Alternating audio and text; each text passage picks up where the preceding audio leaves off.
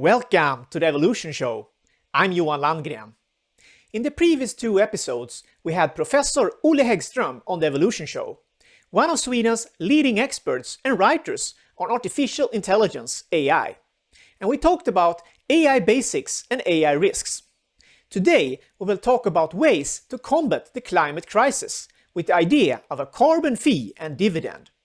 To help me, I've invited Henrik Petrén, part of the global non-profit organization Citizens Climate Lobby. And in the next two episodes, we have the environmental hero and advisor Pella Thiel on the show to talk about legal rights for nature and what's called ecocide law, followed by many more inspiring guests here on the show. I hope you like the content, and if you want to support the show, we really appreciate a thumbs up and consider subscribing. As always, stay ahead of the curve and stay electric. This is the Evolution Show.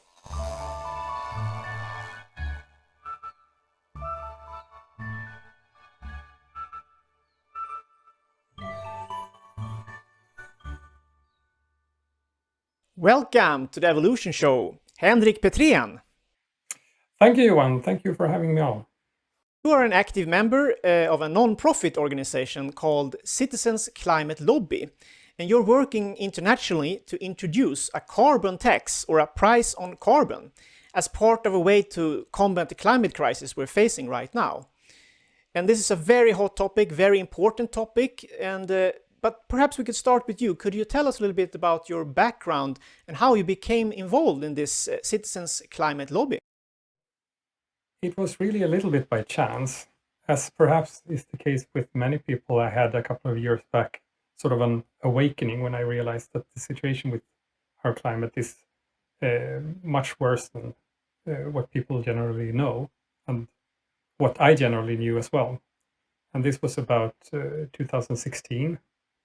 I hadn't been engaged in anything regarding nature conservancy or other issues like that, or in politics in general before. But once I sort of got over this first numbing dread that you can feel when you realize how bad things exactly are, I looked around for something to try to do about it.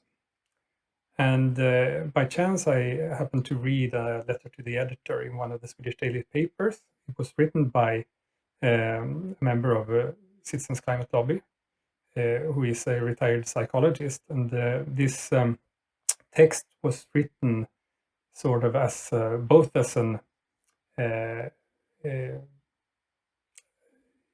both from this point of view, what can you do to handle your anxiety over climate through action? And it also advocated this specific policy that Citizens Climate Lobby advances in the form of a carbon fee and dividend. So, that was how it started. And I met up with a few of the existing members, and we discussed how CCL works and what we do in Sweden. And then it took off from there. Yeah, and what are you doing at the Climate Citizens Lobby? You're working both internationally and, of course, you are working here in Sweden. So how do you work to address this issue of the carbon tax? Citizens Climate Lobby is a large organization that started out in California in 2007. And it's organized as small local groups. And that is the case as well in Sweden and in all the other countries. Of course, membership is much lower here than it is in the US. But we really work on a local level. In Sweden, the chapters are called Klimatsvaret, or CCL Sweden. In fact, we were the first chapters outside North America. So CCL is large in the US, of course, and also in Canada, where they've had good success. So one can say that there are two things we do. The first thing is we try to spread the word about this proposal, the carbon fee and dividend. And on a more individual level, so to speak, we empower each other through training and internal lectures, or sometimes lectures and talks by external experts. So we become more efficient in exercising our democratic powers, so to speak. So we try to build the political will for, as we say, a livable world, but concretely, we want to advance the carbon fee and dividend. For people who don't know what is a carbon tax, I mean, in Sweden, we take it for granted, basically. We've had it since the early 90s. So perhaps we could start with Sweden and explain what a carbon tax actually is, and how has it worked here in Sweden? A carbon tax or a carbon fee, there are many ways to price carbon emissions. And in general, everybody agrees that this should be done. All politicians, more or less, sign on to the idea of pricing carbon somehow. The World Bank, the OECD offices, the Climate Leadership Coalition, there are many such organizations that all say we need to price carbon, and we need to price emissions higher than is done now. So the question is really how to do it. And as you say, there are many people, there are many places already where there are carbon taxes. So what's different about what we are talking about and a general carbon tax? Well, I think usually one should just look at it not as a tax, in the sense that tax is typically something that the state needs to finance things, right? We take in a tax in order to pay for education, healthcare, and so on. But what if we look at this price on carbon as just a means of driving emissions down? Or to take it even further, what if we think of a price on carbon as a fine? In the same way that if you're polluting a river or a lake, you may get fined, because this is what you do. As soon as you release carbon dioxide into the atmosphere, you are polluting. And most everyone embraces this principle: the polluter should pay. You hear that a lot.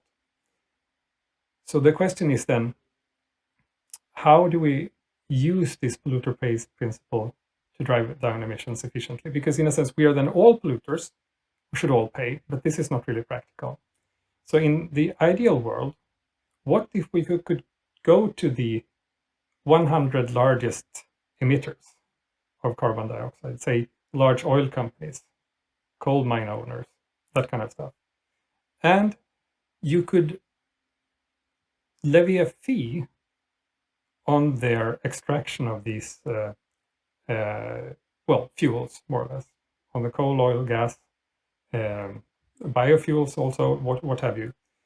You say that eventually this carbon inside whatever you dig out of the ground or pump up from the seabed, eventually that's going to end up in the atmosphere.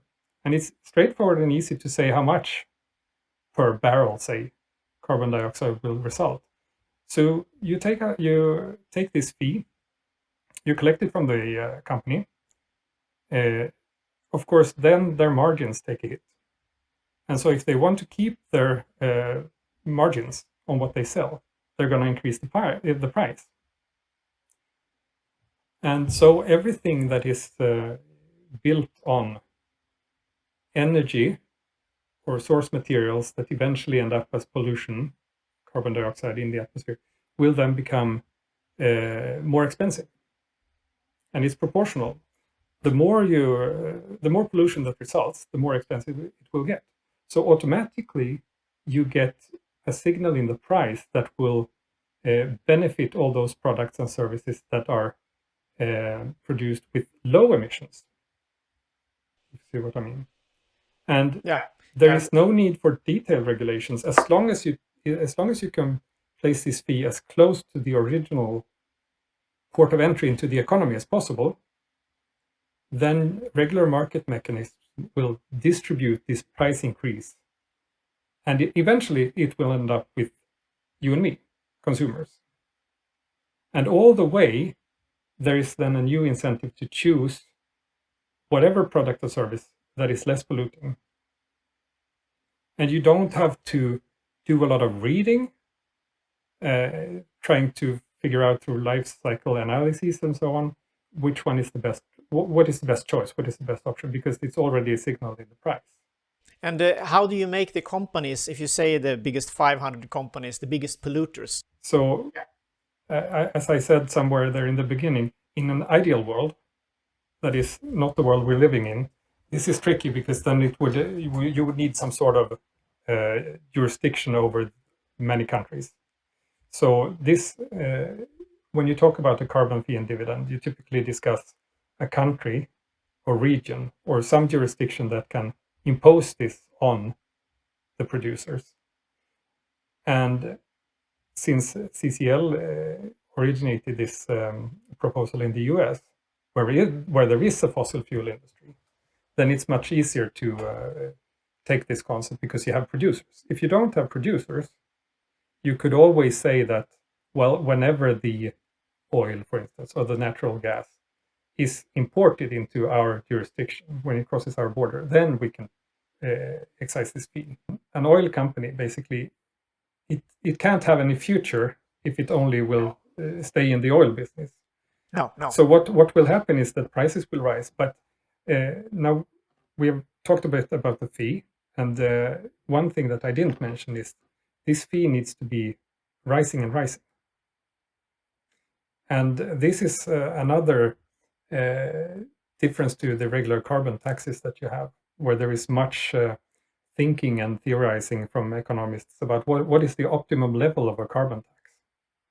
So the optimal level for a price of carbon is, of course, infinite, because there is no real space left in the atmosphere, as it were. We're already at a dangerously high concentration of carbon dioxide. We need to get back to 350 ppm as soon as possible in order to hopefully avoid catastrophic tipping points, as detailed by, among others, James Hansen, who's a renowned climate scientist. So this price needs to rise as quickly as possible, and preferably in a predictable way. Why is that good? Well, if you are, say, a power company and you would like to produce more electricity to sell, and you are thinking about building a new plant, maybe a carbon fire plant would be economical today, but if you know that in a few years there is going to be this fee on carbon emissions and it's going to be about this level, then we're not going to be profitable. And if you're not going to be profitable in 2 years, you won't even start to build that plant. So you can get sort of a head start on reductions that way. But the fee will rise. In order to keep their margins, economic actors will try to pass on the price increases. And so they will end up with customers. Therefore, what we propose is to take the proceeds from this carbon fee and pay them out as dividends. This is also popularly called climate income. And maybe that gives a better sense of what it would look like, because then it starts to sound a little bit like this concept of universal basic income that's being discussed in some circles. But this income that you would get from the carbon dividend, it would start out on a rather small level, because the idea is that you put a price in carbon and you don't start at the target level, or you don't start that high. You start with at some reasonable level to phase this in. So the dividend would start out small, and then it will increase to help all the households to meet the price hikes that are a consequence of a carbon fee. And there have been studies on this, and at least half of the households in a country tend to get out ahead under such a scheme. And that sounds maybe counterintuitive at first, but one has to think of it like this. If you consume a lot, if you are well off, so to speak, you tend to consume a lot, and then you tend to be responsible for a lot of emissions. So if you consume carbon-intensive goods, you will feel more of these price increases than other people who don't. But everybody gets the same amount of money back every month, because that would be most convenient, I think. Which means that some people will actually profit from the system. And if you notice that you are not, well, then that can be seen as an incentive to change something.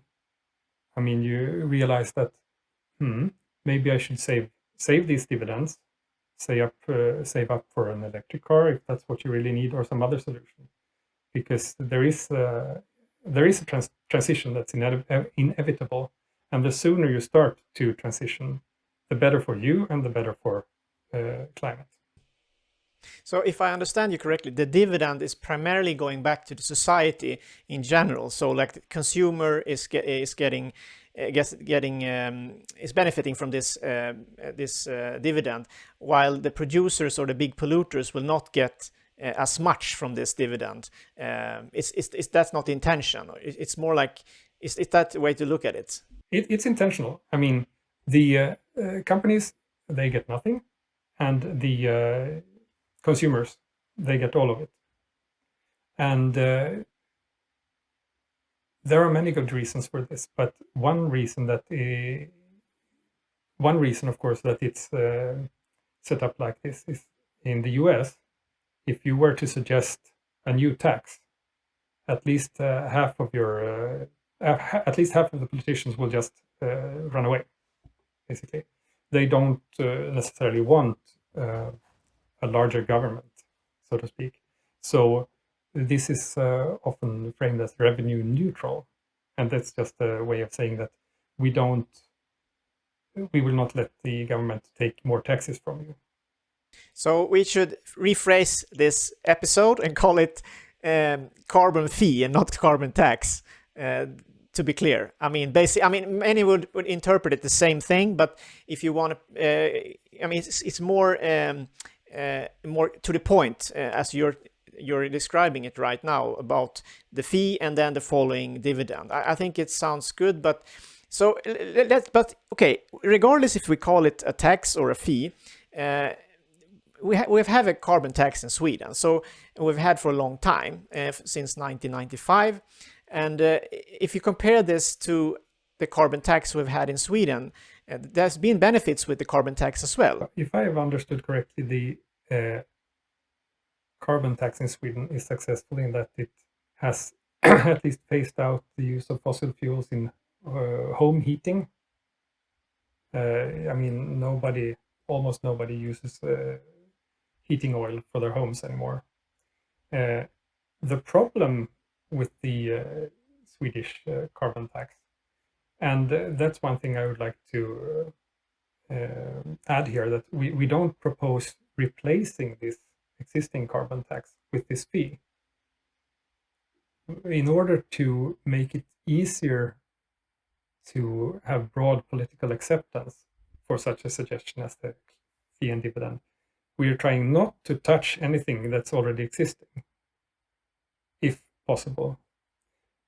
So the usual carbon tax, that can stay. But I think that the main problem with the existing tax is it doesn't cover everything.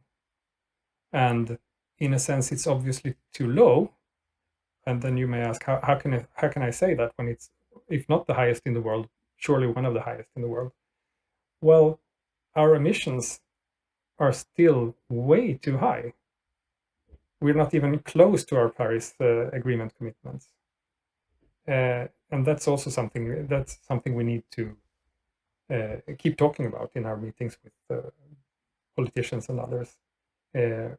We are actually not near meeting our commitments. So we need to bring emissions down much faster. And this is also what this the Climate Council, this is a group of experts that they evaluate what's done politically in Sweden every year. And so far they've had consistently in all the reports said that we are not doing enough. So one would like to, one would need to raise the carbon tax and expand it. But then it's always the question, how do you go about raising taxes? Because that's not, usually this is not a popular proposition. Nobody wants to raise taxes. And that's then where this fee comes in. In Sweden, we come up with this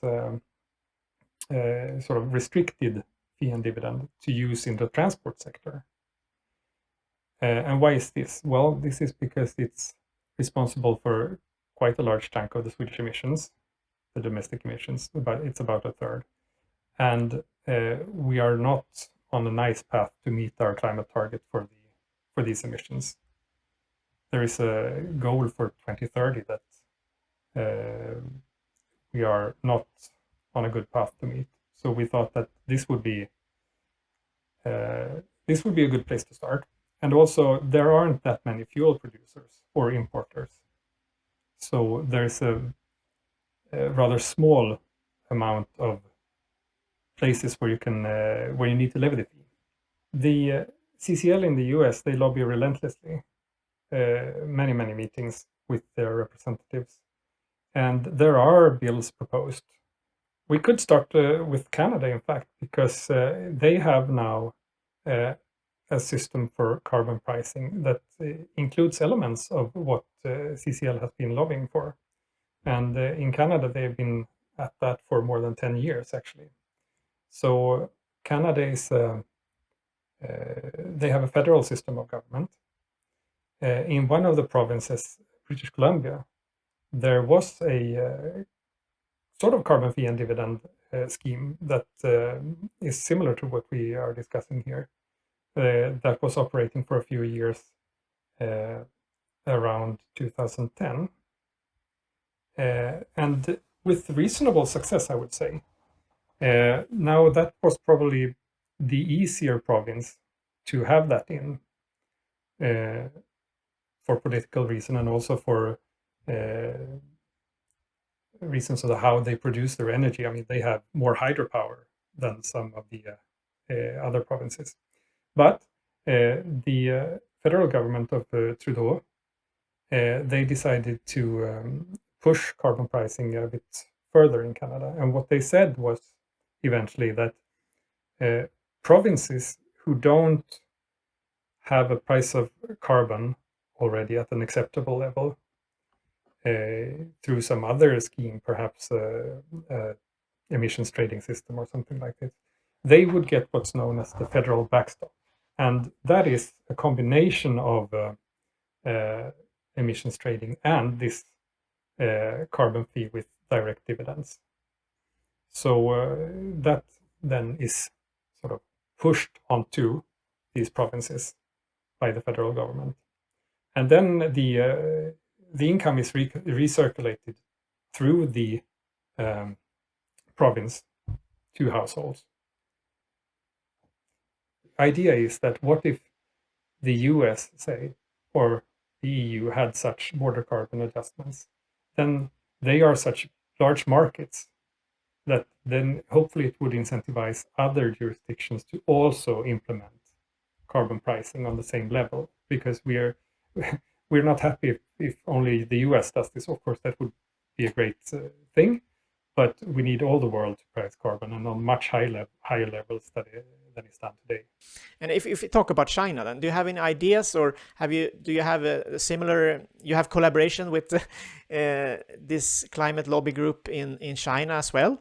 Since they are now starting up their own emissions trading scheme, it may be difficult to sort of dislodge that. I think we will have to hope for their emissions trading system to work rather than, well, who knows. Recently, there was a ballot in Switzerland about increasing carbon fees, carbon taxes, and it was defeated. And one of the reasons I've seen speculations about that many people actually didn't know that they were already receiving a form of dividend, but it wasn't it wasn't in the form of a check, but rather as a rebate on your health insurance. So in Switzerland, they have been operating a sort of carbon fee and dividend for some time now. But this is, it's not in the transport sector, so people don't see it when fueling up their cars. But for home heating, you would see it. So if you don't know that there is a dividend, then you see price hikes on, home heating, but you don't connect that to the fact that your health insurance just got a little bit cheaper. So then perhaps it would have been a better idea not to touch the health insurance in Switzerland, but rather giving people actual checks. And I think handing them out monthly is far better than once a year or 2 times a year. I think 2 times a year is now the Canadian way. Today we have lately, the last couple of years, we have this very fast growing movement with Greta Thunberg and Fridays for Future. So I guess we have, the moment is ripe for this change. And I'm not just talking about young people, I'm talking about in general, because you can see that there are a lot of people that are working for this new movement, for the transition to a climate, for a carbon-free economy. So I think this idea should be easier adopted, as I see it right now, than just 3 or 4 years ago. The push on politicians and so on is much stronger. So but if people would like to promote a carbon tax in their carbon fee in their country, and a carbon fee and dividend, that's what we're talking about here. What do you suggest they do, and can they get involved in any way in the citizens' climate lobby? And perhaps if there is no climate lobby in their country, could they even start one? Oh, for sure. I mean, there is a rather new organization for CCL International, and they are, of course, happy to help people start up a new chapter, both in a country where there isn't one already, or in a country where there is already some presence. And on their homepage, you can get connected with them, and they can help you find the nearest chapter to you if you want to get engaged with the Citizens Climate Lobby in particular. And in Sweden, we already have existing chapters. So you can then either use then it may be it may be quicker actually to connect with us through our homepage, and I will provide you with a link. Yes, and I'll put the link down below in the comment section for sure. So check that out. And if there is nothing more you would like to add, or think that we have any fundamental piece we haven't talked about? The main message is price carbon. Yeah, quickly price carbon. And highly. Yes. And for the listeners that are people watching now, I can tell them right now that we have another guest coming up that are covering this part of the discussion. Pela Thiel, she's an international leader, and she is an advisor for the UN as well, and she's working with the issue of ecocide. So basically, legal rights for nature, and how to protect and preserve areas where we extract too much of our resources, affecting the whole society and so on. So stay tuned for that. But thank you so much for this discussion, Henrik. I think your organization seems to do a really good job, and I suggest people to check it out. If people would like to contact you in person or learn more about what you do, please tell us how they can do so. Well, I will give you on my email. How about that? Yeah, I can. If you like it, if it's a public mail and you don't have any problems with that, I'll put it in the descriptions as well. Or perhaps they could find you also, I don't know, via your page, and Climate Lobby page. Yeah, great. But okay, thank you, Henrik. Yeah, thank you for having me on. I hope you enjoyed today's episode. Tell us what you think in the comment section below. And if you like the content and you want to support the show, we really appreciate a thumbs up. And consider subscribing. And stick around for next week when we have 2 conversations here on the Evolution Show with the inspiring environmental hero and advisor, Pella Thiel. And we talk about a hot topic, the global movement for legal rights for nature and what's called ecocide law. As always, stay ahead of the curve and stay electric. I hope to see you next week.